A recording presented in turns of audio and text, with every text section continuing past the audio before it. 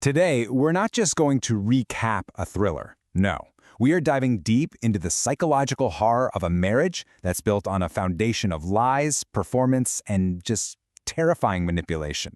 We're talking about a relationship so toxic, it's literally been weaponized. So this is how it all starts, not with some declaration of love, but with Nick Dunne's chilling, intrusive thoughts about his wife Amy on the morning of their 5th anniversary. It is such an unsettling glimpse into the darkness that's just simmering right below the surface of their marriage.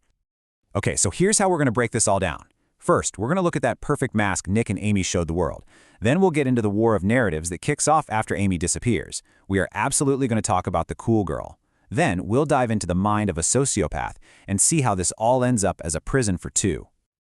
Nick and Amy's story kicks off in New York.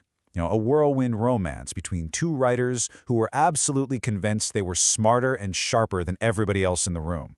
They built their entire identity on this shared superiority, like they were this perfect team against a boring world. I mean, their history reads like a movie script, right? A charming meet-cute, this whirlwind romance, a life that just seems perfect on paper. But then they move from the frantic, thrilling futureland of Manhattan to a small town in Missouri. And that's when the deep cracks in their carefully built facade really start to show. So when Amy vanishes, the story just fractures. We're hit with two completely different stories. Nick's version of what's happening now, and Amy's meticulously kept diary from the past. You're forced to choose a side, but really, who can you trust? And that right there is the central psychological game of the whole novel. We, the readers, we basically become detectives. We're sifting through memories and accusations, and we're constantly asking ourselves, what is real here and what is just performance? So how can two people experience the exact same event in such wildly different ways? Let's zoom in on a single fight, as remembered by both Nick and Amy, to see just how dramatically their realities split apart. The gap between these two accounts is just staggering. Nick completely blows it off as trivial, married couple stuff. But Amy's diary, it turns that same moment into one of terrifying physical intimidation, painting Nick as a guy who's right on the edge of violence. And this pattern of conflicting stories just keeps going. Take this pivotal moment. Amy decides to buy a gun. Now, this is an act that has two completely different motivations, depending on whose story you happen to believe. You see what she's doing? In her private diary, the threat is crystal clear. It's Nick. But in public, she's crafting this vague, plausible story about some mysterious stalker. She's not just documenting fear. She is building a case. She's meticulously laying the groundwork for the story she wants the entire world to believe. Now, to really understand the depths of Amy's deception, we have to talk about the persona she perfected for years, a character she famously calls the cool girl. In her now famous monologue, Amy just breaks down the cool girl as the ultimate male fantasy.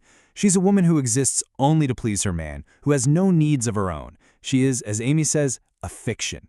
And for years, boy, did she play that part perfectly. What's really interesting is she defines herself against other women.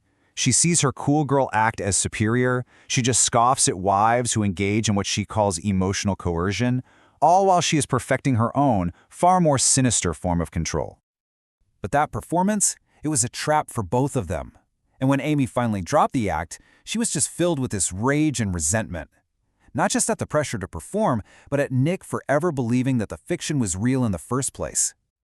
And this is where we get to the novel's most shocking revelation. The victim we've been sympathizing with this whole time is not who she seems to be at all. I mean it. The narrator we've trusted, the woman whose fear we felt right alongside her, she is a complete and utter fabrication. She never existed. And then, with these chilling words, the real Amy steps into the light. She reveals her masterpiece. The diary was a weapon, meticulously crafted from start to finish with one goal: to frame her husband for her own murder. Just look at the chilling depth of her plan. This is a masterpiece of psychological warfare. It shows a level of calculation, of patience, and a cruelty that is genuinely terrifying. She didn't just want to leave Nick, she wanted to completely annihilate him. So you might think the horrifying conclusion would be Nick in a jail cell, but you'd be wrong. The story ends with a prison of a very different kind, their marriage itself.